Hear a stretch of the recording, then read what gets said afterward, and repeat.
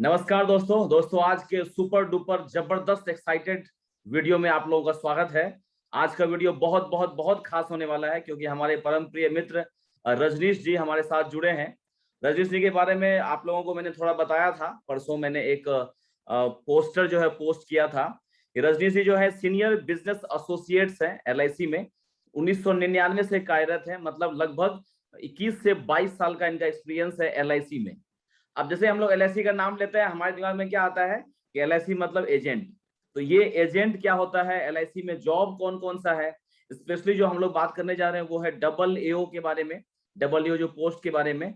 और इनसे बेहतर मुझे लगता है कि कोई और मुझे नहीं मिला जो इतने सालों से काम कर रहे हैं। तो LIC का पूरा कच्चा चिट्ठा इनके पास है कि आपका फ्यूचर कैसा रहेगा इस जॉब में।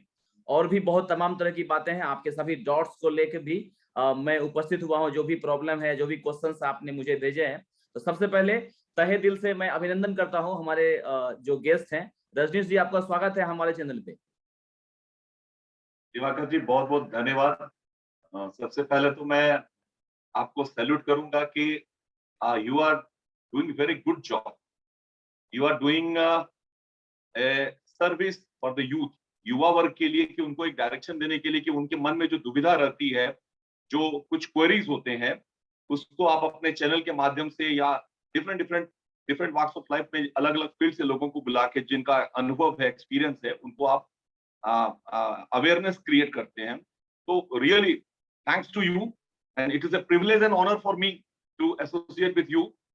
धन्यवाद, बहुत बहुत धन्यवाद दिवाकर जी। आप थैंक यू सर। सर थोड़ा सा मैंने तो इंट्रोडक्शन दे दिया आपके बारे में, तो मैं चाहता हूँ कि जी। आपके जो है आप अपने बारे में थोड़ा सा अपने हमारे जो दर्शक हैं, मैं भी आपके सामने नर्वस हो गया हूँ। नहीं नहीं नहीं, कोई बात नहीं। अरे क्या बात है, हम लोग आप जैसा आप देखेंगे मेरा देख रहे हैं आप मेरा नजरिया कि we all are true Indians and we yes are yes. Catering to the needs of the Indians जी फर्स्ट, नेशन फर्स्ट। मैं बिल्कुल। मानता हूं कि आज जो भी काम हम कर रहे हैं ना, हम लोग एक चीज पहले सोचे कि we are doing for our country, क्योंकि बिल्कुल। इंडिया जो है ना, इतनी दीन दुना रात चौगुना प्रगति कर रहा है, ग्रो हो रहा है, और उसमें हमारा क्या कंट्रीब्यूशन है। हम बिल्कुल। लोग बात करते हैं हमारे पंत प्रधान की या हमारे चीफ मिनिस्टर की या हमारे नेताओं की और हमारे लोगों की। मेरा क्या कंट्रीब्यूशन है, आप अपना कंट्रीब्यूशन दे रहे हैं। मैं राइट। जहां पर हूं, जो व्यक्ति जहां पर है, दे कैन कंट्रीब्यूट इन ए बिल्कुल। क्वांटम वे। तो वो चीज हम करना है। जहां तक सवाल है मेरा, मैं बताऊंगा कि मैं 1999 28 जून, मुझे आज भी याद है, 28 जून 1999 को मैं LIC में ज्वाइन किया। और वो साल ऐतिहासिक साल था जिस समय IRDA मल्होत्रा कमेटी थी, जिसके वजह से LIC को ओपन करना पड़ा, मतलब इंडिया को ओपन करना पड़ा इंश्योरेंस इंडस्ट्रीज को, इंश्योरेंस सेक्टर को, क्योंकि हमने WTO चार्टर साइन किया था। तो इंडिया को ओपन करना पड़ा इंश्योरेंस सेक्टर को, जैसे बैंकिंग सेक्टर का हुआ था एक जमाने में।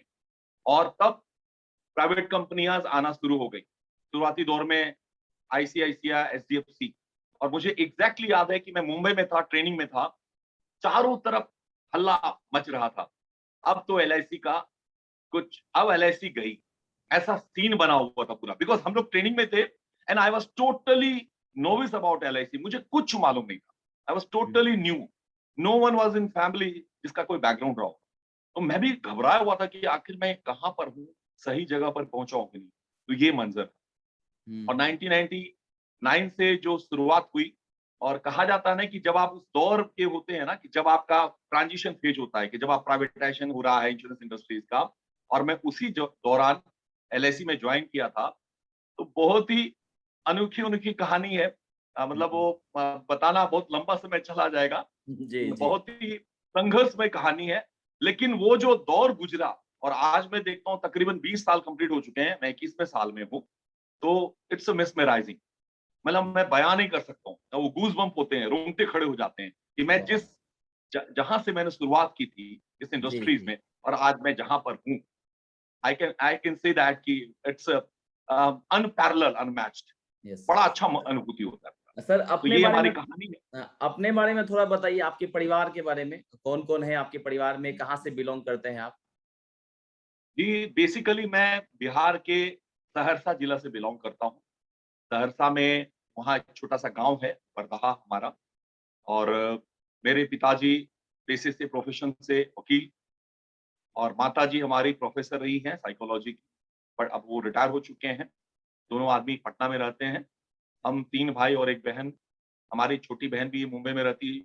मैं बीच में हूँ। मेरे बड़े वाले brother he is in abroad, he is engineer by profession. He has work in different MNCs and Reliance में काम कर चुके हैं, एसआर में काम कर चुके हैं। आई एम द जी second one and my younger brother he has done his MBA from the Wharton and he is a guy from Jawaharlal Nehru University. He is the CEO of one of the biggest company of the world. And छोटी sister है जो हमारे brother in law हैं, वो हम लोग मुंबई में रहते हैं। तो ये छोटी सी हमारी फैमिली है।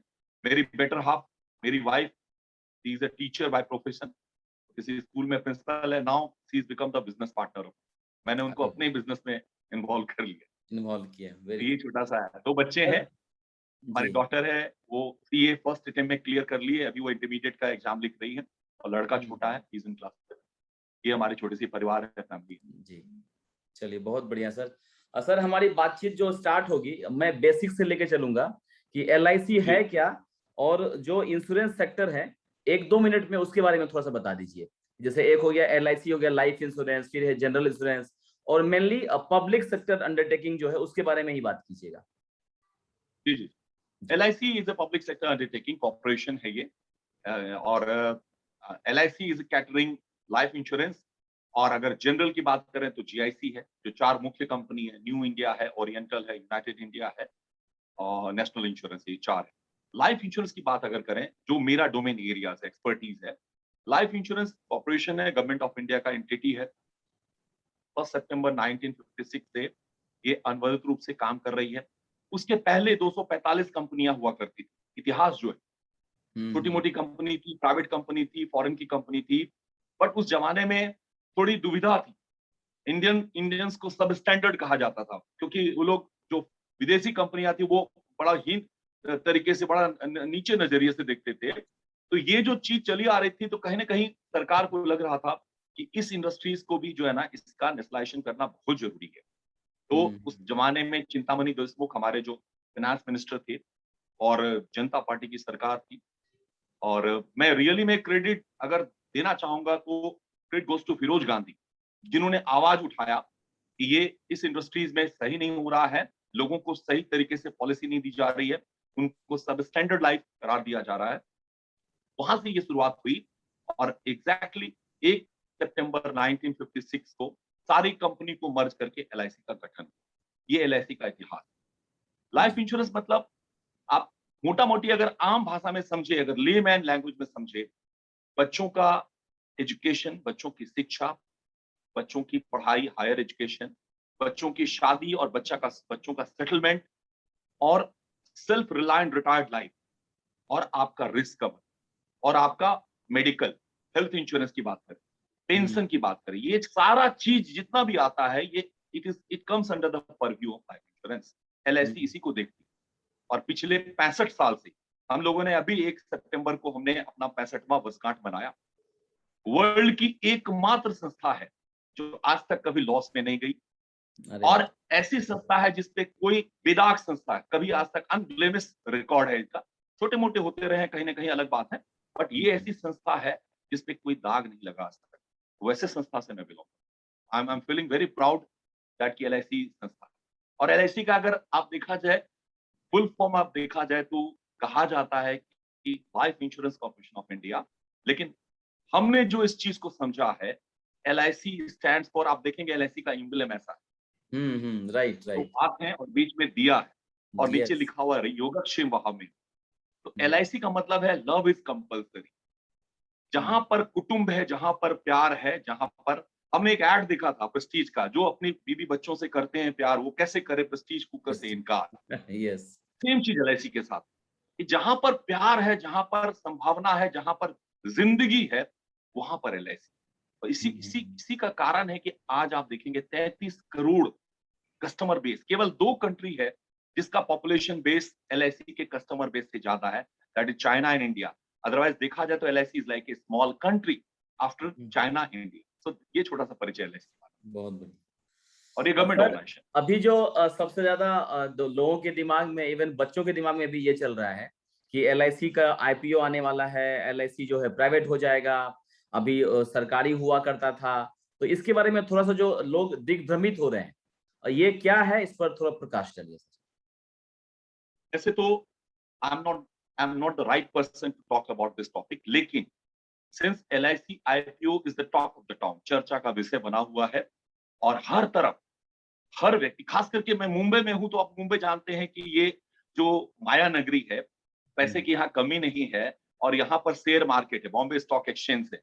तो आप जानते हैं कि IPO इनिशियल पब्लिक ऑफर जो है ना, उसके लिए मुंबई और दिल्ली जाना जाता है, मेट्रो सिटी, मेगा पॉलिस इसको बोलते हैं। जी सर। एक चीज मैं क्लियरली बता दूं on behalf of my organisation that कि ये जो बहुत सारी भ्रांतियां लोगों के मन में है और बहुत सारी भ्रांतियां फैलाई गई हैं, बहुत सारे गलत चीज अफवाह फैलाए गए हैं, आप देखेंगे it is on the domain areas. अगर आप यूट्यूब चैनल खंगालेंगे या गूगल पे जाएंगे, you will get all the clarity.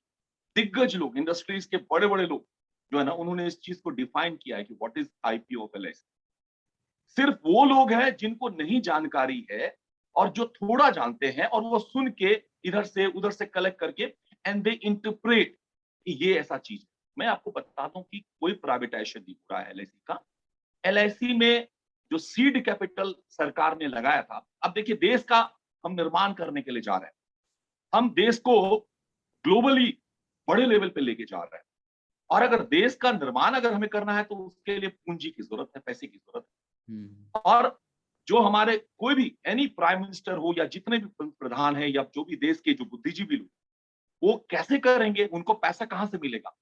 तो कहीं ना कहीं उनको पैसा अगर चाहिए तो दे वांट मनी फ्रॉम, कि कहीं संस्था से, कहीं आपको वो कुछ ऐसा कार्यक्रम चलाए कि जहां से वो फंड रेज हो जाए, या किसी संस्था के साथ अगर आपको डिसइन्वेस्टमेंट, तो उनका जहां पैसा लगा हुआ है गवर्नमेंट का, वो क्या कर रहे हैं, वो डिसइन्वेस्टमेंट कर रहे हैं।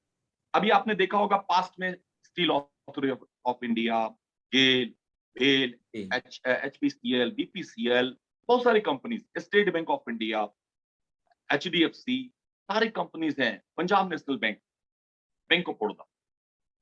इसका मतलब ये सारी कंपनियां प्राइवेट नहीं हो गई। गवर्नमेंट ने क्या किया, LIC के संदर्भ में बताऊं कि जब LIC का गठन हुआ था तो सरकार ने LIC को 5 करोड़ रुपया दी, 5 करोड़ रुपया की, इससे आप सीड कैपिटल से स्टार्ट कीजिए एंड ये लोगों तक इसका जो है ना मतलब पहुंचना चाहिए। और LIC का जो काम है, ऑब्जेक्टिव है कि ये गरीब से गरीब तबके तक, last person of the country, उसके तक, उस तक पहुंचना चाहिए, उनका, उनके रिस्क कवर के लिए, उनके परिवार जी। और आज 65 साल के बाद आज LIC का वही कैपिटल, आज एसेट बेस 31 लाख करोड़, 31 लाख करोड़। अगर आप जीरो लिखने जाएंगे तो पहले 5 जीरो लिखना पड़ेगा, फिर आपको 7 जीरो लिखना पड़ेगा।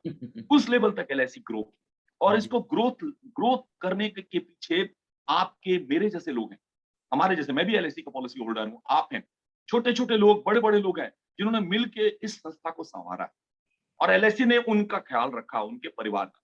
अब LIC का देखेंगे तो ये ऐसा दिया है। मैं बोलता हूं, अगर मैं हार्डकोर LIC तो मैं बोलता हूं मैं घर में दिया जलाने के लिए निकला हूं, कि घर का दिया नहीं बुझना चाहिए, मतलब ग्रेड भी नहीं। तो ये जो एक है, इसका दुर्गामी परिणाम होगा कि ये जो डिसइन्वेस्टमेंट LIC का हो रहा है, रेवेन्यू डिफिसिट एक टॉपिक आता है कि गवर्नमेंट को पैसे की जरूरत है पोर्ट के विकास के लिए, रोड इंफ्रास्ट्रक्चर के लिए, देश के विकास के लिए। आप LIC की डायरी निकाल करके देख लीजिए, हर घर में आपको LIC की एक डायरी मिलेगी। अगर आप किसी अभिकर्ता के साथ जुड़े हैं, आपके शुरू के 10 पेज जो है ना, LIC का पूरा क्या करती है LIC का पैसा कहाँ जाता है, LIC कैसे खर्च करती है, वो सारा ब्यौरा एक ही लाइन उसमें लिखा रहता है, people's money for people's wealth. आप जो भी पैसा लगा रहे हैं, आपको फक्र महसूस होना चाहिए कि ये जो रोड बन रहा है उसमें आपका पैसा लगा, ये जो पोर्ट बन रहा है उसमें आपका पैसा लगा हुआ, देश का हर एक निर्माण जो हो रहा है उसमें पैसा लगा। तो यही चीज है LIC का 5%, 6 to 7% डिसइन्वेस्टमेंट है, जो तकरीबन 1 लाख से 2 लाख करोड़ के करीब आता है, जो कि सबसे बिगेस्ट IPO होगा, इतिहास का सबसे बड़ा है, जो लोग डेस्परेटली इंतजार कर रहे हैं। एवरीबॉडी, एवरी स्टेक होल्डर, चाहे LIC के एम्प्लॉय हो, चाहे LIC के एजेंट हो, चाहे LIC के पॉलिसी होल्डर हो, या पूरा वर्ल्ड इंतजार कर रहा है। तो दिस इज अबाउट LIC। चलिए अब आते हैं सर मेन टॉपिक पे, जो हमारा है जॉब से रिलेटेड, कि LIC में एक जॉब होता है एडमिनिस्ट्रेटिव ऑफिसर WO, और एक होता है DO, ADO, जिसको स्टार्टिंग में ADO होता है, फिर यहाँ पर WO होता है। इन दोनों में बेसिकली क्या डिफरेंस है, और LIC एजेंट से कैसे ये दोनों जुड़े हुए हैं? ये 3 पोस्ट को जो है एक सर्कल में करके आप थोड़ा-सा बता दीजिए। बहुत अच्छा क्वेश्चन आपका है दिवाकर जी। जी, देखिए एलआईसी में डबल जो पोस्ट है, ये क्लास 1 ऑफिसर इसको, डीओ जो है वो क्लास 2 ऑफिसर है, ये जस्ट नीचे। जी। और agent is not the part of the LIC, they are a professional associated with LIC, they are not a employ of LIC, they are a freelancer. Okay. तो double A O जो है वो officer cadre हो गया, जैसे bank में PO होता है। तो डबल एओ हुँ, का स्टार्टिंग जो है डबल, उसको बोलते हैं असिस्टेंट एडमिनिस्ट्रेटिव ऑफिसर। जी, अब असिस्टेंट एडमिनिस्ट्रेटिव ऑफिसर के अ, आप अगर देखेंगे तो उसके जो पैटर्न है एग्जामिनेशंस के, प्रीलिम्स होते हैं, मेंस होते हैं, वो गूगल पे अवेलेबल है। जी। बहुत ही लुक्रेटिव माना जाता है पोस्ट।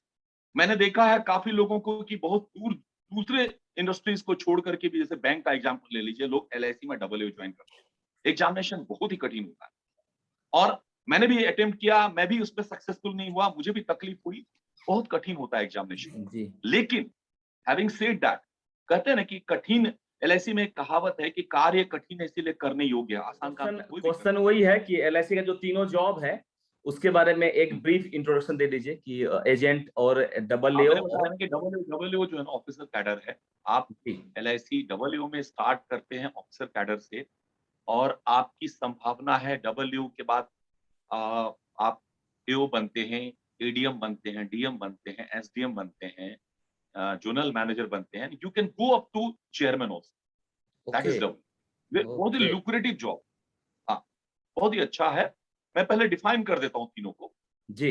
डेवलपमेंट ऑफिसर मतलब एडीओ हो गया। जो मैं जिस कैडर से मैं आया, जहां मैंने हुँ, ज्वाइन किया था, मैंने एलआईसी में एडीओ के रूप में ज्वाइन किया था हुँ, 1999 में। Then I become the PDO, professional development officer. और फिर डेवलपमेंट ऑफिसर्स के बाद आज मुझे एलआईसी ने, क्योंकि मैं टॉप लेवल पे काम कर रहा हूँ, बड़े लेवल पे काम कर रहा हूँ, तो I am working like a partner of LIC, senior business associate, ये चीज।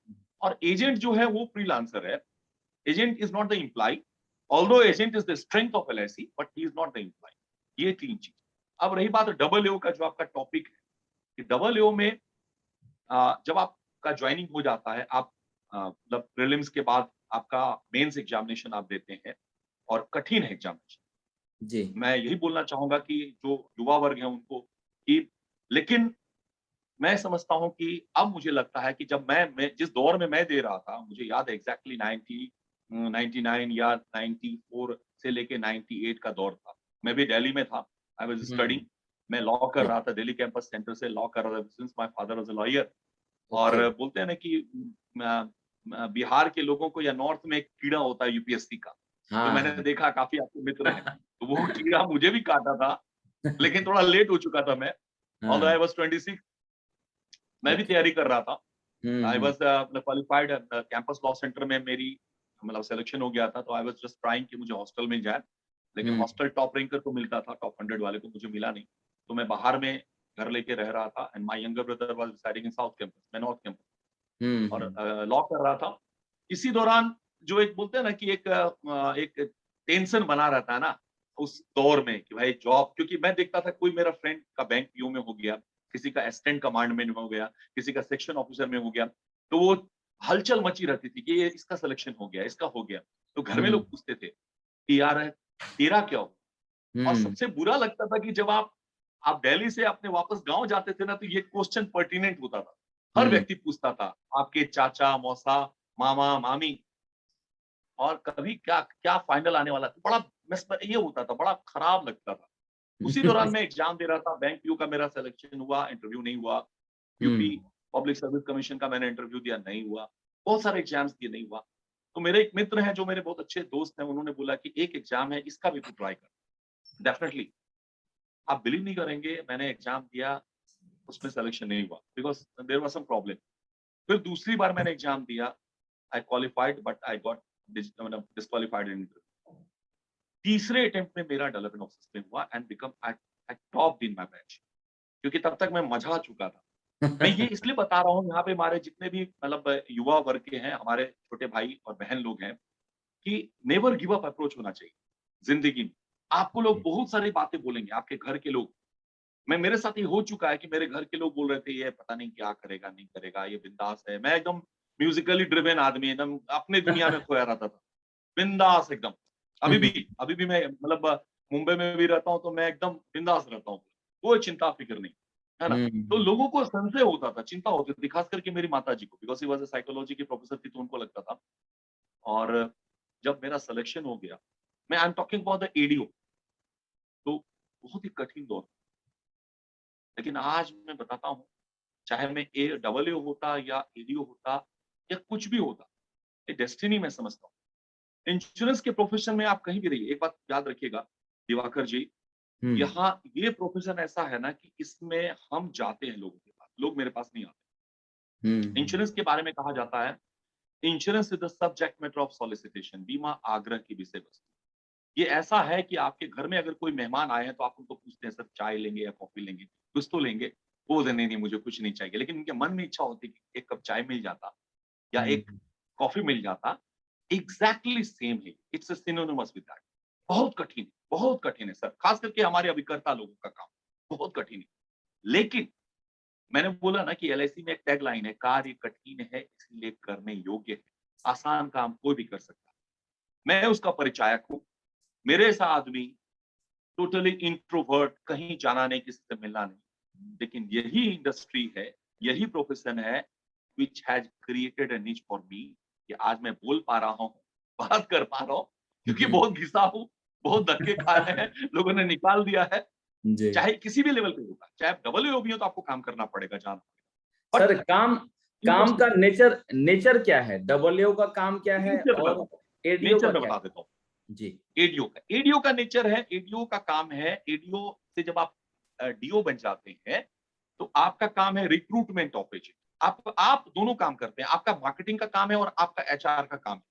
आपका मेजर रोल है, मेरा जो मेजर रोल है, recruitment of agent, training and retaining. This is and to procure the business, business लाना, चाहे आप इंश्योरेंस पॉलिसी के थ्रू लाइए, आप ग्रुप के थ्रू लाइए, एम्प्लॉयर के थ्रू लाइए, कॉर्पोरेट के थ्रू लाइए, तो एक डेवलपमेंट ऑफिसर का काम है।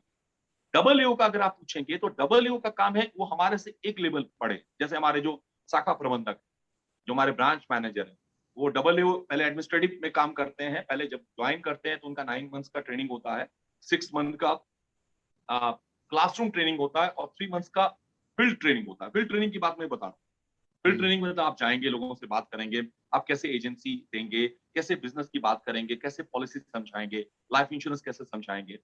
बट वहां पर क्या होता है, डबल दोनों को मैं साथ में ले रहा हूँ। डबल में क्या होता है, there are departments, actual departments है, एनवी डिपार्टमेंट है, इन्वेस्टमेंट है, आपको आईटी है, आपको पॉलिसी सर्विसिंग डिपार्टमेंट है, क्लेम्स डिपार्टमेंट है ना, सेल्स डिपार्टमेंट है। अलग अलग डिपार्टमेंट में आपके जो हेड होते हैं वो डबल होते हैं। आपका पहला पोस्टिंग होता है आफ्टर ट्रेनिंग ब्रांच, और वहां पे आप उस डिपार्टमेंट के इन्स एंड आउट को समझते हैं। फिर जब आपका 4 साल से लेके 8 साल के दौरान जब प्रमोशन होता है, then you become A O, administrative officer. अब वहां पे भी 2 वर्टिकल है, एक है एडमिनिस्ट्रेटिव और एक है मार्केटिंग। एडमिनिस्ट्रेशन में आप जाएंगे तो आप एडमिनिस्ट्रेशन को संभालेंगे, बैक ऑफिस देखते हैं, पूरा ब्रांच को देखते हैं। मार्केटिंग अगर है तो आप बन जाते हैं, डबल की जगह हो जाता है असिस्टेंट ब्रांच मैनेजर। अगर आप मार्केटिंग में है तो you are become as a branch manager marketing. और हमारे यहाँ बीएम कैडर में है जो एडमिनिस्ट्रेटिव साइड में भी होते हैं। तो 2 वर्टिकल में चलता है ऐसे। सेम चीज एडीओ से होता है, ADO is fully marketing. ADO जो है डेवलपमेंट ऑफिसर, जिस कैडर में मैं हूं, जहां से मैं आगे बढ़ करके आज senior businessman, it is a totally marketing. आप जाकर के लोगों को गाइड करते हैं कि भाई how you can become agent. अच्छा, आप एजेंट अगर बन गए तो आपको ट्रेनिंग क्या दी जाए, मैं खुद देता हूं, कंपनी देती है बट मैं खुद भी देता हूं। और उसके बाद वो आदमी रिटेन कैसे करता हूं, उसको रिटेन कैसे करना है कि वो छोड़ के नहीं चला जाए इंडस्ट्री को, वो है। और उसके थ्रू बिजनेस कैसे मैं प्रोक्योर करूं, लाइफ इंश्योरेंस पॉलिसी जैसे दिवाकर जी का पॉलिसी करना है, किसी और व्यक्ति का इंडिविजुअल पॉलिसी करनी, कंपनी का पॉलिसी करना है, pension and group insurance policy करनी है, एम्प्लॉयर करनी है, हेल्थ इंश्योरेंस करना है, ये सारा यही है मोटा। Okay, very good. ये बहुत कुछ तो मुझे भी सीखने को मिल गया, मैं भी इसमें कंफ्यूज था। इवन जब मेरा क्लियर हुआ था डबल एओ, तो उस समय भी मुझे खाली फुल फॉर्म ही पता था। जब मेरा सिलेक्शन इधर हो गया था, मेरा फाइनली 3 एग्जाम हुआ है क्लियर। एक डबल एओ हुआ था, एक बैंक पीओ हुआ था, और एक जो अभी मैं जीएसटी इंस्पेक्टर हूँ। तो उस समय भी मुझे ये सब इतना फर्क जो है नहीं पता था। हाँ, इसमें एक चीज लोग जानना चाहते हैं सर, कि डबल जब कोई बनता है तो पहला प्रमोशन कितने साल में मिलता है?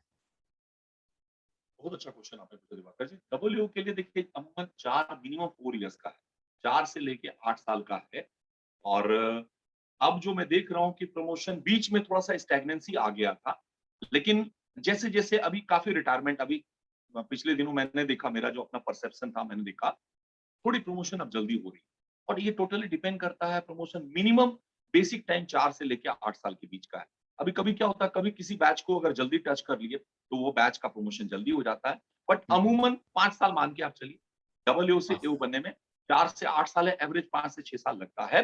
अब कोई फॉर्च्यूनेट है, जिसका ट्रैक रिकॉर्ड बहुत अच्छा है और जिसके बैच को टच कर लिया गया है और उसमें संभावना है कि वो उसने अच्छा स्कोर कर लिया है, डिपार्टमेंटल एग्जामिनेशन क्लियर करके। बहुत सारे हमारे यहाँ भी एग्जामिनेशन जैसे आपके यहाँ भी होते होंगे, हमारे यहाँ भी हम्म, होते हैं।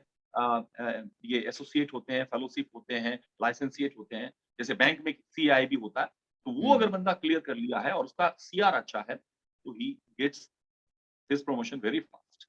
Very but fast. 4 से 8 साल के बीच का है नॉर्मली सर डबल एओ से। आज के समय में कोई मेरे व्यूअर हैं जिन्होंने लिखा था कि पे रिवाइज हुआ है और उस पे रिवाइज के कारण जो है सैटरडे संडे भी ऑफ मिल रहा है। इसके बारे में थोड़ा सा बताइए कि सैलरी जब स्टार्ट करेगा बंदा आज के समय में तो इन हैंड कितना मिलेगा और क्या क्या अलाउंसेस उनको मिलेंगे डब्ल्यू को। बहुत बहुत अच्छा हो गया है, बहुत ही लुक्रेटिव हो गया है, क्योंकि अभी जो ये हमारा जो पे रिवीजन जो अभी हुआ है सारे कैडर्स का, तो जी। आप समझ लीजिए कि डब्ल्यू के कैडर में almost the basic now is almost 55,000 basic. Hmm, और अगर आप उसको डीए अगर पकड़ करके देखेंगे तो the starting salary is 80,000, 80, okay 85, 80 80 I am talking जी जी, बेसिक ओके प्लस ग्रेट ये ग्रेट। स्टार्टिंग होगी। बहुत अच्छा है, लुक्रेटिव है। और एक चीज और भी मैं बता दूं कि अगर मैं बैंकिंग सेक्टर को देखूं तो यहाँ पे इंक्रीमेंट भी ज्यादा है। कंपैरेटिवली हाँ अगर आप देखेंगे कि इंक्रीमेंट अगर आप देखेंगे साल का, तो इट कम्स टू 2500 अप्रोक्सीमेटली 2500 से हम्म, 2600 के बीच में। और जी वो जी 4 साल मतलब 4 हर मतलब जो इंक्रीज होता है, तो सैलरी वाइज अगर देखेंगे और अगर आप पर्क्स वाइज देखेंगे, इट्स वेरी लुक्रेटिव। तब हम्म। है कि काम भी बढ़ गया है, वर्कलोड भी बढ़ गया है, क्योंकि हाँ आप देख रहे हैं कि आपको आपको नेक्स्ट क्वेश्चन वर्कलोड हमारा वही हर था। जगह है। जी। हाँ, काम बढ़ गया है। लेकिन मैं समझता हूँ कि आप देखा जाए, अगर आप अमूमन देखा जाए ना, तो अगर आप रेगुलर काम करने वाले इंसान हैं, मैंने जो परसीव किया है चाहे मेरे कैडर में, अगर आप कहते हैं ना कि regularity is the key to success. अगर आप बैकलॉग नहीं रखते हो, आप चाहते हो कि आज का काम मैं आज पे खत्म करूं, there is no need to be there in the office after 6। I am telling, okay. Timing हमारा है 10 to 5:30। हमने अभी रिवाइज किया टाइमिंग हमारे इंडस्ट्रीज में। हमारा टाइमिंग, जैसा आपको मालूम है, सैटरडे संडे हमारा ऑफ हो गया। ये काफी दिनों से चल रही थी, क्योंकि जनरल इंश्योरेंस में ऑलरेडी था। अभी हमारा हम्म, तकरीबन 3 मंथ्स बैक ये आ गया कि सैटरडे संडे। और सही है, 5 डेज वीक सही है कि अगर हम शिद्दत से काम करें 5 दिन, और 2 दिन बहुत जरूरी है अपने लिए और अपने परिवार के लिए, दैट इज जी। Very very much required. तो 5 दिन अगर हम प्रॉम्प्टली काम करते हैं, तो कोई वर्कलोड जो बोलता है कि वर्क प्रेशर है, ऐसा कुछ नहीं। As far as I am concerned, लोग के जी। पास समय ही समय है। हाँ, होता क्या है कि हम बैकलॉग रखते हैं, ये काम को कल पे टालते रहते हैं, प्रोक्रेस्टिनेशन, उसकी वजह से हम्म, तकलीफ। हम्म। तो दोस्तों इन्होंने तीन चार बातें कही, मैं रिपीट कर देता हूँ कि पहला है कि डब्ल्यू की जो सैलरी है आप जब पूरा अलाउंसेस जोड़ेंगे डीए वगैरह सब एचआरए वगैरह तो लगभग 80,000 रुपए आपकी सैलरी स्टार्टिंग सैलरी बन जाएगी अगर सबको मॉनेटरी वैल्यू में इंक्लूड करेंगे तो पहली चीज। दूसरा है कि सैटरडे संडे आपका ऑफ मिलेगा जैसे कि सेंट्रल गवर्नमेंट में होता है। दो हो गया। तीसरा वर्कलोड के समय में अगर आप काम करने में हैं मतलब आप जो है आज का काम आज ही खत्म करते हैं तो आपको जरूरत नहीं है 6 बजे के बाद ऑफिस में रुकने का मतलब 10 से 10:30 से 5:30 का जो टाइम है मैक्सिमम 6 पकड़ लीजिए 6 के बाद आप आराम से ऑफिस से निकल सकते हैं। प्रमोशन सर ने यहाँ बताया। पे एक चीज दिवाकर जी जी, एक सर। चीज और मैं क्लियर करता हूँ, depending upon the department also. कोई कोई डिपार्टमेंट जैसे आईटी डिपार्टमेंट है, या सम ऑफ द डिपार्टमेंट है जहां पर लोग टाइम पे आते हैं, सुबह 10 बजे हमारे यहाँ लॉगिंग होता है, 5:30 को निकल जाते हैं, खास करके हायर ऑफिस। लेकिन हम्म। सम ऑफ द डिपार्टमेंट है जहां पर काम जो होता है वो हर जगह आप देखते होंगे, वो सब आपके जगह है। इंडस्ट्रीज में भी होता वो है, हर जगह एवरेज है। है मैंने जो वहां और पे सर ने जो और मैंने जो बताया है वो एक एवरेज है उसको आप पकड़ के मत बैठ जाइएगा कि आपको ऐसा ही मिलने वाला है। हाँ कुछ सेक्शन है जहां पर कि रिक्वायर्ड है आपको समय पे रहना पड़ेगा 7 बजे तक भी रहना पड़ सकता है तो वो सेक्शन टू सेक्शन जो है वो डिफर करेगा बट मैक्सिमम जो 60 to 70% जो है उसकी बात हम लोग कर रहे हैं कि वहां पर जो है आप 6 बजे तक आराम से ऑफिस से निकल सकते हैं। सर ने प्रमोशन के बारे में बताया कि 4 साल में आपका प्रमोशन होगा, लेकिन आपको एग्जाम देना पड़ेगा। प्रमोशन जो है टाइम बॉन्ड नहीं है, जैसे कि सेंट्रल एक्साइज हम लोगों का टाइम बॉन्ड होता है, वहां पर ऐसा नहीं है। एलआईसी में आपको एग्जाम दे के आप आगे बढ़ सकते हैं। टाइम सर बोर्ड है, टाइम बोर्ड है मतलब मिनिमम 4 साल है, मिनिमम 4 साल से 8 साल के बीच में है आपका ट्रैक रिकॉर्ड कैसा, सीआर कैसा, then you will get the promotion. लेकिन एग्जाम भी है ना, एग्जाम पास करने के बाद ही। एग्जाम नहीं, एग्जाम पास नहीं करना, एग्जाम पास करना नहीं है, एग्जाम एडिशनल आपको स्कोर देता है। ओके। एग्जाम जो है ना, जो मैंने बताया ना, डिपार्टमेंटल एग्जाम आपको एक वैल्यू एडिशन करता है। It's okay. Like a catalyst, it work like a catalyst. Okay. Compulsory नहीं। कंपल्सरी आपका नहीं। जो सीआर है, आपका सीआर और आपका इंटरव्यू, मेनली इंटरव्यू होता है, इंटरव्यू हाँ। है आपसे रिलेटेड है, वो अगर आपका अच्छा है, साथ में अपने एग्जाम क्लियर किया है ना, तो it creates a value for very you, बहुत बढ़िया।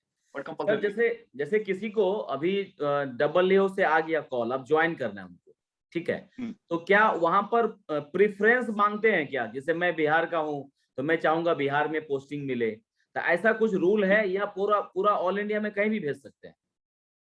नहीं, इसमें इसमें आपने बहुत अच्छा क्वेश्चन पूछा कि since it's all India examination, all India level पे होता है, सेंट्रलाइज है, तो जी आपको जो पोस्टिंग दिया जाएगा वो आपको जाना पड़ेगा। आपको पोस्टिंग जो मिलेगा, आप जी शुरुआती दौर में, इनिशियल स्टेजेस में, जब तक आपका प्रोबेशन पीरियड है 2 साल का, उसके बाद जोनल वाइज होता है। जैसे हमारे यहाँ 8 जोन है, जी जैसे one of the zone is Patna, also is central zone. Western zone हमारा मुंबई हो गया, नॉर्दर्न जोन दिल्ली हो गया, नॉर्थ सेंट्रल जोन कानपुर हो गया, साउदर्न जोन चेन्नई हो गया, साउथ सेंट्रल है हैदराबाद हो गया। तो ऐसे 8 जोन बने हुए। जी उसके बाद डिपेंड करता है कि if you have any player की मुझे अपने एरिया में जाना है एक सर्टेन पीरियड के बाद, यू कैन गो, या आपके साथ कोई कंपल्सन है, वो हर ऑर्गेनाइजेशन में that is there in the organisation, because since it's central government, ये ऑल इंडिया बेसिस पे होता है, जोनल नहीं होता है। जैसे डेवलपमेंट ऑफिसर्स का जो पोस्ट है वो जोनल वाइज होता है सिलेक्शन, तो वहां पे अच्छा। आपको ऑप्ट कर सकते हैं कि मैं इस जोन में जाकर के एग्जाम दूं। जैसे मैंने हाँ ऑप्ट किया था वेस्टर्न जोन, मेरा हाँ। सिलेक्शन वेस्टर्न जोन में हुआ था, मैं इसीलिए मुंबई में हूँ। मुंबई लेकिन में। डब्ल्यूओ में ऐसा नहीं है, ऑल इंडिया बेसिस पे होता है। इनिशियल स्टेज में 2-3 साल, जब तक आप सेटल नहीं होते हैं, you have to work any area. आपको आसाम भी भेज सकते हैं, आपको रिमोट में भेज सकते हैं, you have to go there. हाँ, और आप मतलब ऑफिसर लेवल पे हो तो आप हेड ही होगे, जहां पे भी जाओगे तो आप टॉप लेवल से स्टार्ट करोगे। टॉप लेवल पे। लेटर पार्ट में you have got a choice, there okay. Is no such मतलब कंपल्सन। स्टार्टिंग में दोस्तों आपको कहीं पर भी पोस्टिंग मिल सकती है, पहली चीज। लेकिन आफ्टर 2 इयर्स ये पॉसिबिलिटी होता है कि आप होम स्टेट के लिए रिक्वेस्ट कर दें, और जनरली रिक्वेस्ट मान ली जाती है। मैंने वर्ड यूज किया है जनरली, ध्यान रखिएगा। ट्रांसफर के बारे में सर कुछ बताइए। जैसे मान लीजिए किसी का पोस्टिंग अभी मुंबई में है, तो क्या यहाँ से उठा के नागपुर कर देंगे, वेस्टर्न जोन की अगर हम बात करें तो? नहीं, ऐसा नहीं है, डिपेंड्स अपॉन, यंग अगर हैं तो उनको संभावना है। अभी तो देखा जा रहा है कि depends upon the requirement also. और एक जी बात और भी देखा जाता है कि आप कितने टैलेंटेड। देखिए, हाँ। बहुत सारी चीज़ है। देखिए, ट्रांसफर पोस्टिंग जो है ना, इसमें बहुत सारी चीज़ है। मेरा जो अपना पर्सनल ऑब्जर्वेशन है, मैं उस प्रोसेस से मतलब नहीं गुज़रा हूँ, लेकिन मैंने पर्सीव किया है कि 2-3 बातें हैं। एक तो पहला है कि आप कितने नॉलेजेबल हैं, टैलेंटेड हैं। अगर पता चला कि if you are in Mumbai और किसी रिमोट एरिया में ऐसा बड़ा ब्रांच है जहाँ पर एक हेड की ज़रूरत है, he can manage all the area efficiently, तो आपको वहाँ पोस्टिंग दिया जाएगा। अब आपके पास चॉइस वही है कि चाहे तो आप एकदम कम नॉलेज लेकर के बैठे रहिए, मुंबई में पड़े रहिए, आप ग्रोथ नहीं चाहते हैं। लेकिन अगर आप चाहते हैं कि you have to grow, then you have to go there और जाना ही चाहिए, मैं बोलता हूँ। तब होता है, दिक्कत कहाँ होती है मैं बताता हूँ, कि परिवार के साथ में होता है। There are lot of people who have settled their family in the Mumbai और main areas, they are working. उससे क्या होता है, आप देखिए आर्मी वगैरह को देखिए, आप आर्मी, नेवी, एयरफोर्स, पूरे इंडिया में वो लोग घूमते हैं। और हम्म। उनका जो पर्सनैलिटी जो उभर के निकलता है, उनके बच्चों का, आप देखेंगे। तो ये जो चीज़ है ना, एक जो एक दिमाग में है कि मैं एक ही जगह रहूँ, ये कल्ट है, एक लोगों का परसेप्शन है। मैं समझता हूँ कि अगर मुझे अपॉर्च्युनिटी मिली है, डेफिनिटली आई शुड गो। आप रूरल में काम करेंगे तो उसका जो एक अलग मज़ा है, आप सेमी अर्बन में काम करेंगे तो यू विल गेट इनसाइट, और मेट्रो में काम करेंगे तो अलग मज़ा है। तो ये आप उनसे ज़्यादा आपके पर्सनैलिटी को निखारता है। मेरा ये परसेप्शन है। तब है, जी it depends upon the person to person, इसका क्या मतलब लायकात है, मतलब सर ट्रांसफर बट जो है कंपल्सन वो, नहीं है। जी। ट्रांसफर में कुछ रूल वगैरह है क्या? जैसे हम लोगों का है कि 3 साल में ट्रांसफर होना है, ऐसा कुछ रूल हमारे है यहाँ भी क्या? 3 साल में ब्रांच चेंज हो जाता है, 3 साल, अमूमन हाँ 3 वही। साल है। और तो हमारे यहाँ एक चीज और भी है, हमारे यहाँ एक और चीज बताता है, 3 साल का है। 3 साल में अगर सपोज आज हमारे शाखा में कोई ब्रांच मैनेजर है, 3 साल के बाद उनको उठा के दूसरे डिवीजन में या कहीं मुंबई के बाहर भी दिया जाता है, कहीं भी दे सकते हैं। It totally depends upon the PNI department. Okay. PNI department जो हमारा जो पोस्टिंग हमारी होती है जहाँ से। और एक चीज और भी है कि हमारे यहाँ जैसे कोई एडमिनिस्ट्रेशन में एंड वो चाहते हैं कि मुझे मार्केटिंग में जाना है। जैसे हमारे शाखा प्रबंधक है, वो एडमिनिस्ट्रेशन में है और वो चाहते हैं कि मुझे मार्केटिंग, अब बीएम जो हमारे वो मार्केटिंग वाले कहलाते हैं, लेकिन जो एओ है, एडमिनिस्ट्रेटिव ऑफिसर है, उनको ब्रांच पोस्टिंग दिया गया है सपोज न्यू बिजनेस डिपार्टमेंट में या IT department, and they want that कि I just want to go in the marketing department, branch manager sales, branch manager marketing. तो उसको बोलते हैं रोटेशन। वो ड्यूरेशन 7 से 8 साल का रहता है। You have to work 7 year. बीच में आप वापस आ सकते हैं, आप डी रोटेशन ले सकते हैं। वहां जाते हैं तो आपको एक्स्ट्रा पर्क मिलता है, जैसे you can get the car, you can get the big car like that. तो there are lot of benefits, क्योंकि आप जानते हैं कि मार्केटिंग अगर है तो मार्केटिंग में जब तक आप इंसेंटिव नहीं मिलता है, जब तक आपको कुछ एल्यूरमेंट नहीं है, यू कैन नॉट वर्क। तो बहुत सारे लोगों को अच्छा लगता है और मैंने देखा है कि people have rise to the occasion कि वो जो ट्रांसफर वहां से वो आना नहीं चाहते वापस रोटेशन के बाद, नहीं मेरे लिए बहुत अच्छा है, बट वापस आपको 7 साल के बाद वापस आना है। बहुत सर रिक्वेस्ट करने के बाद वो एक्सटेंड। एक बच्चे ने क्वेश्चन पूछा है कि एओ को पर्सनल केबिन मिलता है क्या, हाँ हाँ, या है ना, या क्यूबिकल सबको रहता है? क्यूबिकल है। जी जी, क्यूबिकल है, पर्सनल क्यूबिकल। केबिन नहीं है। पर्सनल केबिन मतलब क्यूबिकल है, केबिन केबिन नहीं। देखिए जो ब्रांच ब्रांच अगर आप ब्रांच की बात करें तो ब्रांच में एओ को मिलता है ना, अब डिपेंड करता है आपका पोस्टिंग कहाँ पर हाँ है। अगर ब्रांच में है, जी। अगर ब्रांच में है, शाखा में है, तो ब्रांच मैनेजर को केबिन मिलता है। एवीएम को भी नहीं मिलता, असिस्टेंट ब्रांच मैनेजर को नहीं मिलता, डबल एओ को केबिन नहीं मिलता। उनको एक वर्टिकल्स बना हुआ है, जैसे आप देखते होंगे ना डिफरेंट ऑफिस वर्टिकल्स है, वहां पे एक केबिन जैसा छोटा केबिन रहता है, जैसे अदर स्टाफ को मिलता है। हाँ वो जैसे पर्टिकुलर डिपार्टमेंट को हमारे यहाँ आप आए थे हमारे ऑफिस में, उसी तरह का जी, होता है। वो वैसा ही वैसा ही वैसा ही सेम है।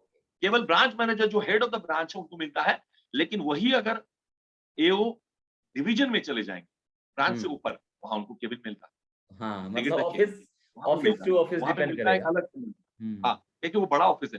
फिर वो जोनल ऑफिस में जाएंगे, वहां पे डिफरेंट, क्योंकि वहां पे उनका स्ट्रक्चर चेंज हो जाता है ना। हाँ सेंट्रल ऑफिस में जो डीओ है और ब्रांच लेवल में जमीन आसमान का, क्योंकि उनकी पोस्टिंग उनके हायरार्की और उनका उनके नॉलेज लेवल के हिसाब से होता है, जी। बट मिलता ही है। सर डबल एओ के पास कुछ टारगेट वगैरह भी होता है क्या, कि इतना बिजनेस लेके आना है डबल एओ के पास? डबल ओ देखिए, मैंने बताया ना कि देयर आर 6-7 डिपार्टमेंट। जी। टारगेट तो सर आप देखा जाए तो टारगेट इस दुनिया में सबके पास बच्चा भी पैदा होता है तो उसको भी टारगेट, डॉक्टर्स को टारगेट तो टारगेट होते हैं। हम लोग को भी है कि इतना टारगेट टैक्स लेके आना है। ये मैं एक चीज बोलूंगा ऑन अ लाइटर नोट, इस दुनिया में अगर देखा जाए तो टारगेट वाइफ को भी है, हस्बैंड को भी है, बच्चे को भी है। तो ये जो सोचे कि टारगेट नहीं है, टारगेट का मतलब क्या होता है? डिफाइंड गोल, जिसको आपको अचीव करना है। अब जैसे मैं बताता, आपने बोलते अच्छी क्वेश्चन पूछा कि डबल यू को, अब डबल यू अगर वो एनबी डिपार्टमेंट में, न्यू बिजनेस डिपार्टमेंट, उनको टारगेट है कि जितने भी पेपर अगर आते हैं, एनवी डिपार्टमेंट का काम होता है अंडर राइटिंग करना, चेक करना कि ये पॉलिसी दी जाने की नहीं देनी चाहिए, ये बंदा है, ये फलाने गवर्नमेंट ऑफिस में काम करता है, इसका ये सैलरी है, इसका इनकम ये है, ये आदमी ये पॉलिसी लेना चाहता है और इनका ट्रैक रिकॉर्ड ऐसा है, इनका हेल्थ का ट्रैक रिकॉर्ड ऐसा है। तो they underwrite, they cross check, they are the primary underwriter. हमारे यहाँ एजेंट होता है, वो सिलेक्शन करके लेके आता है, बट हो सकता है कि agent is not the employ. उसके बाद हमारा रोल आता है, हम उसको क्रॉस चेक करते हैं, वेरीफाई करते हैं, ऑथराइज करते हैं, then it goes to the NB department. Layer है बना हुआ, वहां पे उनको टारगेट है रिजेक्ट करने का, रिजेक्ट करने का कि no this is not the right case, this is not a right selection, ये आदमी को नहीं मिलना चाहिए इंश्योरेंस। तो वो टारगेट उनको रहता है कि हम कितना ले और कितना कंप्लीट करें। ये एक हो गया डिपार्टमेंट। अब जैसे क्लेम डिपार्टमेंट, क्लेम डिपार्टमेंट का टारगेट रहता है कि मेरा एक भी क्लेम आउटस्टैंडिंग नहीं होना चाहिए। एलआईसी के इसमें एक बार अगर लॉगिन हो गया एलआईसी के साइट पर कि ये क्लेम है हमारे ब्रांच में, अगर शाखा में आ गया कि ये papers, all the papers are clear, everything is clear, we have to complete. ये हमारा टारगेट रहता है जीरो का। अगर आप देखेंगे सेल्स डिपार्टमेंट, तो उनका टारगेट रहता है कि हमारे ब्रांच में कितने एजेंट बनने चाहिए, हमारे ब्रांच में ये डीओ अगर आया तो इनके टारगेट्स हो रहे हैं कि नहीं हो रहे हैं, हमारे ब्रांच का टारगेट हो रहा है कि नहीं, हमारा पॉलिसी का टारगेट है, हमारे एफपीआई का टारगेट है, प्रीमियम का टारगेट है। तो ब्रांच मैनेजर का टारगेट देखेंगे तो पूरे डिपार्टमेंट का टारगेट, जो डिफरेंट डिपार्टमेंट मिलकर के, तो जी। टारगेट तो हर जगह सर जैसे टारगेट कोई रहेगी। ज्वाइन करता है, जैसे कोई डब्ल्यू जी ज्वाइन करेगा, तो आपने बताया 9 महीने का ट्रेनिंग होता है, तो क्या ये 9 महीने का ट्रेनिंग सबका एक साथ होता है या जोन वाइज अलग अलग होता है? और उसके बारे में कुछ हाँ, इंफॉर्मेशन ट्रेनिंग के बारे में। नहीं उसमें भी देखिए, अब जैसे डब्ल्यू में कुछ स्पेशलाइज भी होते हैं, जैसे chartered accountant, W chartered accountant, W I, W राजभाषा, जर्नलिस्ट, मैं डब्ल्यू जर्नलिस्ट की बात कर रहा हूँ, मैं जनरल, हाँ जर्नलिस्ट की बात। जर्नलिस्ट साथ में, वो बैच होता है सर, वो साथ में ओके। होते हैं ट्रेनिंग, उसको हम लोग बोलते हैं बैच ऑफ, जैसे अभी अभी जो बैच नया डब्ल्यू का आएगा, बैच होगा 2021, हम्म। बैच 2022 बैच होता है, क्योंकि तो उन्हीं में कहाँ से पर संभावना है सबका कि सबका अगला ट्रेनिंग चेयरमैन एक कौन साथ होगा? बनेगा। सबका एक ट्रेनिंग एक साथ, साथ होगा और एक कहाँ पर साथ होगा? होता है हमारे ट्रेनिंग में। वो अलग-अलग ट्रेनिंग सेंटर है, मुंबई है, दिल्ली है, चेन्नई है, अलग-अलग है। लेकिन मेन जो सेंटर हमारा मुंबई है और दिल्ली है, 2 है, वहाँ होता है। फिर डिपेंड करता है कि उनको स्पेशलाइज़्ड कोई ट्रेनिंग भेजना है तो अलग-अलग सेंटर पे भेजा जाता है। लेकिन जी। मेन सेंटर हमारा मुंबई है, तो जहाँ पर होता है सबको, उनका साथ में मतलब ट्रेनिंग है। सबको पहली बार जो ट्रेनिंग होगी सबको मुंबई में आके लेनी है, जी, करेक्ट? Induction training. जी, जी। Induction training. छुट्टी का क्या हिसाब किताब है सैटरडे संडे के अलावा? छुट्टी as usual like a banking sector है, because we are governed by the banking and finance industry, ministry of banking and finance. तो वही जो सीएल, पीएल जो मिलता है, सिक लीव मिलता है, कुछ 33 पीएल मिलते हैं, 15 या 20 सिक लीव मिलता है, एग्ज़ैक्ट मुझे नहीं मालूम है, मेरे कैडर का मुझे मालूम है। वो सारे हैं अदर देन सैटरडे, संडे। जी। वो ऑलमोस्ट अमूमन 160 छुट्टी मिलती है पूरे साल में, 160 इंक्लूडिंग सैटरडे, संडे। तो वो हम्म। छुट्टी वही है, मिलता ही है। आपको अगर स्पेशल कुछ लेना है तो then you have to take a permission on special occasion, like कहीं पेरेंट्स को देखने के लिए जाना है, कुछ भी है। अदरवाइज़ जो नॉर्मल है, बैंकिंग एंड फाइनेंस सेक्टर का वही छुट्टी है, वो डिफाइंड है, वो गूगल पे है, डोमेन एरियाज़ में है, एवरीथिंग। एक होता है सर लेकिन ऑन वो पेपर छुट्टी, हाँ, एक होता है ऑन पेपर छुट्टी, एक हुँ, होता हुँ, है छुट्टी मिल जाना। इसमें हुँ। कुछ है क्या हिसाब किताब? मिलता है छुट्टी? छुट्टी देखिए, आपका ये कैसा रेपो है इस पे डिपेंड करता है, आप कितने परफॉर्मिंग, आपने जो क्वेश्चन पूछा मैं समझ गया अंडरलाइन, मैं जी। समझ गया, ये टोटली डिपेंड्स अप, ये आपके ऊपर डिपेंड करता है कि if you are a performing person in your organisation on particular level, जी। फिर कोई नहीं पूछता। आपने अपना काम कर दिया, हम आप हर जगह ये होता है सर, हाँ, हाँ, हर जगह करेक्ट। होता है कि आपके senior if they are happy कि he is the right person with the right time, जिसने अपना काम को पूरा कर लिया, जस्टिफाई कर रहा है, देन उसके लिए सब चीज़ अवेलेबल खुला। होता है। हाँ, अब इसका यस। मतलब नहीं है कि you can not go out of the way. नहीं, आपको नहीं, एक वो तो डेकोरम मेंटेन करना ऑब्वियसली, पड़ता है। ऑब्वियसली। ये ना ठीक है। सर यही चीज़ है। फैमिली टाइम और सोशल लाइफ टाइम ये मिलता है जी, डब्ल्यू को? एकदम मिलता है। मिलता है, एकदम सैटरडे संडे हो मिलता है। गया है। मैं तो बोलता हूँ कि मैंने बताया आपको पहले कि बहुत सारे जगह से लोग छोड़ करके यहाँ पर आए, क्योंकि यहाँ एग्ज़ाम पे पास करना बहुत टफ होता है डब्ल्यूओ का। बट जी, आप जी। जितने भी काम तो करना पड़ता है, आप कहीं भी करेंगे। लेकिन फैमिली टाइम मैंने बताया ना, इट टोटली डिपेंड्स अपॉन कि आप कितने डिसिप्लिन्ड हैं, आप कितने आप अपने, एक एग्ज़ाम्पल के तौर पे आप किसी पर्टिकुलर डिपार्टमेंट में आप हेड हैं, डब्ल्यू। जी, एक जी। डिपार्टमेंट आपको दिया गया, सेल्स का डिपार्टमेंट दिया गया। आप कितने प्रैग्मैटिक हैं, कितना एफिशिएंटली अपने स्टाफ को लेके चलते हैं। If your staff is happy, आपका हुँ, बैक ऑफिस अगर खुश है, मान लीजिए 4 स्टाफ आपके अंडर में काम कर रहा है, पर्टिकुलर सेक्शन, जी। और आप डे टू डे आप नज़र रखते हैं कि ये मुझे काम करना है, then you are free after 5:30, nobody can हुँ, स्टॉप हुँ। यू। उसके बाद आपकी फैमिली लाइफ है, सैटरडे संडे एन्जॉय कीजिए, nobody yes. Can touch you. हाँ, इन केस ऑफ एनी, कभी-कभी कंटीजेंसी आता है, कभी सेंट्रल ऑफिस का ऐसा कुछ आ गया है जो तो हर ऑर्गेनाइजेशन में होता है कि आज आना है, सैटरडे को भी आना है, संडे को भी आना है, जैसे क्लोजिंग के टाइम में हो गया, या कुछ हुँ। एक्स्ट्राऑर्डिनरी मीटिंग, वो तो that is March once in a closing, while. हाँ, वो तो रहता ही है। हाँ, अदरवाइज़ बाकी ये मैं बोलता हूँ ना कि ये जो एक लोगों ने गलतफ़हमियाँ पाल ली है कि मुझे टाइम नहीं मिलता है। अब मुंबई जैसे शहर के लिए, दिल्ली जैसे शहर के लिए ट्रैवलिंग जो है, it's one of the biggest lacuna, क्योंकि आप इतने बड़े शहर में रहते हैं, आपके लिए एक ही माध्यम है ट्रेन। तो आप ट्रैवल करते हैं, travel time is very high. अब तो मेट्रो हुँ, वगैरह बन गए हैं तो बहुत अच्छा हो गया, मुंबई में भी आ रहे हैं। जी। अदरवाइज़ उस टाइम को हटा दीजिए तो आप 8 घंटा ही काम करते हैं।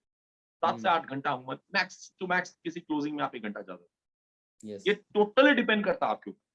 आप कुछ कितने सर एफिशिएंट हो। मैंने देखा है, मैंने जी। स्टाफ को देखा है, they are so pragmatic, same day काम करते हैं, बैकलॉग नहीं रखते। हुँ, हुँ। They are free. जी, बिल्कुल। सर कुछ क्वेश्चन्स हैं यूट्यूब पे जो आए हैं, वो एक बार मैं पढ़ देता हूँ। मेरे ख्याल से क्वेश्चन्स तो जी। हो गया है। शुभम कुमार पूछ रहे हैं, सर एग्ज़ाम कब होने का चांस है? ये तो कोई मतलब नहीं है इस इंटरव्यू से। एग्ज़ामिनेशंस का जनरली देखिए, एग्ज़ामिनेशंस का कोई फिक्स टाइम नहीं रहता है as per the central office guidelines. जब भी उनको लगता है कि देयर आर गैप और मुझे ऑफिसर्स कैडर की जरूरत है पर्टिकुलर सेगमेंट में, दे इमीडिएटली वो उनका निकलता ऑप्शंस। तो आपको क्या जी। रहना पड़ेगा, विजिलेंट रहना पड़ेगा। और जब भी एडवर्टीजमेंट हर जगह अवेलेबल होता है, ये गूगल पे भी अवेलेबल होता है, साइट्स पे, आप एलआईसी के साइट्स पे आपको दिखेगा, वेबसाइट्स है www.licindia.com पे है या .in पे आप जाकर के, तो ये आपको चौकन्ना रहना पड़ेगा कि कभी वैकेंसी आ रही। और नहीं, अच्छी बात क्या मैं बता दूं, इसके लिए मैंने जी आगाज योर जर्नी पर जो है वहां पर भी स्टार्ट कर दिया है। यहाँ बहुत पर भी अच्छा, जो है मैं जो भी वैकेंसी आती है वो सब फ्लैश करना स्टार्ट कर दिया हूँ। या तो वो यहाँ चैनल पर भी इज अगर बच्चे जुड़े रहते हैं। Channel is one of the best जी। मीडियम। जी। और ऐसा कभी लगेगा तो आप मुझे बता दीजिएगा कि क्या कि मुझे तो तुरंत पता चल जाता है, तो इमीडिएटली आई कैन परकुलेट। और यस। सबसे अच्छा माध्यम है, आप आपके घर के आसपास में जो बुक स्टॉल है, आप हाँ। नजर रखिए, आपको दिखेगा छपा हुआ LIC double O, LIC ADO, bank PO छपा रहता है। रेलवे प्लेटफॉर्म पे मैं देखता हूँ मुंबई में। आप कितने यस। विजिलेंट है, दैट इज। शुभम जी का एक और क्वेश्चन है, सर एलआईसी क्या प्राइवेट होने जा रहा है? इस पर हमने डिस्कस कर चुका है। संगीता पूछ रही है एलआईसी डब्ल्यू की सैलरी क्या है? तो सैलरी जो है 55 साल है अब बेसिक, और सारा अलाउंसेस जोड़ के 80,000 तक आएगा। Correct sir? मैंने मोटा मोटी बताया, एग्जैक्ट नहीं बताया, बट हाँ, बेसिक काफी वही बढ़ सबको गया जोड़ है। के सबका मॉनेटरी जी वैल्यू निकाल के पेट्रोल तो वेट्रोल जो जिसको हम मिलता लोग होगा। कॉस्ट टू कंपनी बोलते हैं, कॉस्ट टू कंपनी। हाँ जी हाँ। संगीता जी का एक और क्वेश्चन है कि LIC W job profile, perks, work balance कैसा है? सैटरडे संडे ऑफ रहता है या नहीं? वैकेंसी कब तक आएगी? ऑल बताना। तो लगभग मेरे ख्याल से ये सारे क्वेश्चंस हमने कवर कर लिया जी है।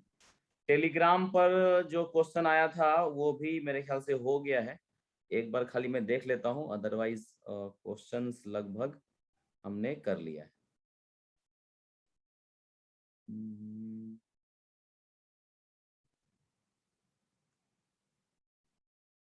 ठीक है, सब सर हो गया है मेरे ख्याल से, सारा क्वेश्चंस हो गया है। अब इसके अलावा कोई एक मैसेज अगर आप देना चाहें नए बच्चों को जो तैयारी कर रहे हैं, आपके तरफ से एक मैसेज। जी जी, बहुत बहुत बहुत अच्छा आपने पूछा ये। देखिए मैं यही बोलूंगा, मैं अपनी अनुभूति बताऊंगा, मेरा एक्सपीरियंस बताऊंगा जी। कि मेरे भाइयों बहनों, आप आज जिस दौर से आप गुजर रहे हो, आप मैं तो सबसे पहले बोलूंगा कि आप इतिहास निकाल करके देखिए, जितने भी आज महान व्यक्ति हुए हैं पुराने जमाने में या आज भी, हमारे यहाँ से आप जितने भी देखेंगे यंग लड़के लोग आईएएस आईपीएस या किसी भी जॉब में टॉप लेवल पे क्वालिफाई कर रहे हैं आईटी, आप देखेंगे कहीं ना कहीं उन्होंने सेक्रीफाइस किया। सेक्रीफाइस क्या किया मैं बताता हूँ, तपस्या किया उन्होंने। आपको एक ही काम करना है, मैं यही मैसेज देना चाहूंगा कि आप फोकस्ड हो जाइए। पहले तो सबसे पहले आप कॉन्फिडेंट हो जाइए, कॉन्फिडेंट हो जाइए आप। पहला चीज, नेवर गिव अप अप्रोच। आप कभी मत सोचिए कि आपका बैकग्राउंड क्या है, आपके माँ बाप क्या है, आप छोटे से जगह से आते हो। और खास करके ये मत सोचिए कि मुझे इंग्लिश नहीं आती है। मैं देखता हूँ बहुत लोग दुविधा में रहते हैं कि अरे मुझे इंग्लिश नहीं आती है, language can not be the barrier. मैंने इंटरव्यू हिंदी में दिया था, I was the second topper in my batch in Mumbai. Second student था, कैंडिडेट था जो इंटरव्यू देने के लिए गया था, और बड़े कॉन्फिडेंटली गया था, जबकि उस जमाने में मेरी भी इंग्लिश अच्छी नहीं थी।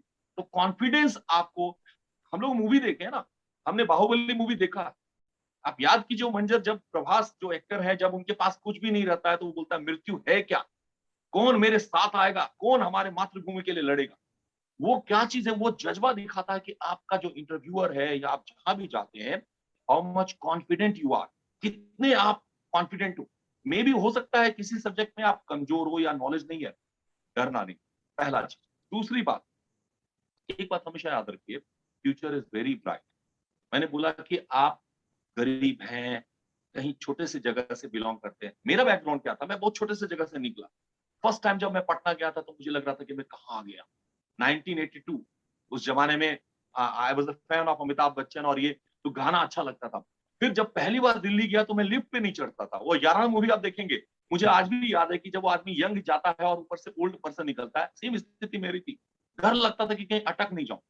लेकिन आज अगर आप बात करेंगे तो आज आई एम कॉन्फिडेंट। ये कैसे हो पाया? ये हो पाया जब आप बोलते हैं ना कि संघर्ष बहुत जरूरी है।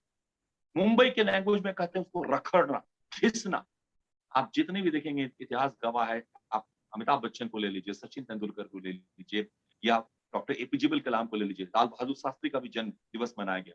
जितने भी लोग उन्होंने संघर्ष किया है, सीखा है, और गर्दन के नीचे नहीं, गर्दन के ऊपर उन्होंने काम किया। हम कपड़ा देखते हैं, सब चीज देखते हैं, लेकिन हम गर्दन के ऊपर में हम क्या बुक पढ़ रहे हैं, हमारा संगत कैसा है, किसके साथ उठ बैठ रहे हैं। हर वो 5 व्यक्ति जिसके साथ उठते बैठते हैं, चाहे वो आपका दोस्त हो, वो डिपेंड करता है कि आपको क्या बनाएगा। अगर आपका अच्छा संगत है तो आपका सीरत भी अच्छा होगा। संगत खराब है तो आपको मालूम है इसके लिए, और इसके लिए कहीं ट्रेनिंग नहीं लगती है, लेकिन अच्छे इंसान बनने के लिए there are lot of training required. Yes तो मैं यही बोलूंगा कि आज हमारे इंडिया में जो एक प्रॉब्लम आ गया है, सोशल मीडिया, आप सोशल मीडिया का इस्तेमाल करिए, लेकिन ये तपस्या है कि अगर आपको कुछ पाना है तो मैं लास्ट में यही बोलूंगा, शुरू के 10 साल आप तपस्या कर लीजिए, अगला 40 साल आपका स्वर्णिम काल में जाए। और अगर शुरू के 10 साल आपने एंजॉय कर लिया माँ बाप के पैसे पर, तो अगले 40 साल तक संघर्ष करते रहेंगे। यही मैं बोलता हूँ मेरे बच्चों को भी, मैं जहां ट्रेनिंग में जाता हूँ, ये तपस्या है, जितना मेहनत करेंगे future will be very bright. बस यही मेरा एक मैसेज है दिवाकर जी। तो बहुत बहुत बहुत बढ़िया धन्यवाद आपको, बहुत आपने मुझे बढ़िया सर, मौका बहुत दिया अच्छा इंटरव्यू मैसेज, देने एकदम वाला। रोंगटे रोंगटे खड़े हो गए मेरे भी। बहुत बढ़िया। धन्यवाद सर, धन्यवाद। चलिए, हमारे मेरे चैनल लिए पर भी सर आने के लिए बहुत बहुत धन्यवाद। एक बार फिर हम आपको बुलाएंगे। और दोस्तों, जिनको भी कुछ और भी क्वेश्चंस है तो वो कमेंट बॉक्स में कमेंट कीजिएगा, तो मैं इनसे पूछ कर जो है आपको जवाब दूंगा, जो भी आपको ऑथेंटिक क्वेश्चन अगर लगता है कि इंटरव्यू में नहीं आ पाया। और अगर फिर से लगा तो मैं इनको एक बार और कष्ट दूंगा कि दोबारा से एक बार आइए, जब फॉर्म वगैरह कोई कष्ट निकलेगा नहीं, एलआईसी का, तो उस समय सर आपको जरूर बुलाएंगे एक बार। जरूर जरूर, ये मेरा सौभाग्य होगा कि हमारे अपने भाई बंधु को, आप देखिए यहाँ पर इस चीज को ध्यान रखें, I love my India, so yes. I love my all my brother and sisters. Swami Vivekananda ji का ध्यान रखिएगा, हमारे उनको मैं मेंटर मानता हूँ कि 39 साल की एज में वो इस दुनिया को छोड़ के चले गए, लेकिन वो चीज दे के जो चले गए, वो हमें वही काम कर रहा है। हम लोग उनके कण मात्र भी नहीं है, लेकिन हम कम नहीं है। ये ना सोचे कि नहीं, हम देश निर्माण के लिए निकले हैं, तो हम जहां पर भी हैं, wherever we are, we can contribute towards our nation. So hats off to you, Devakar ji. Thank you. Thank you, God thank bless you, you. Thank you very much sir.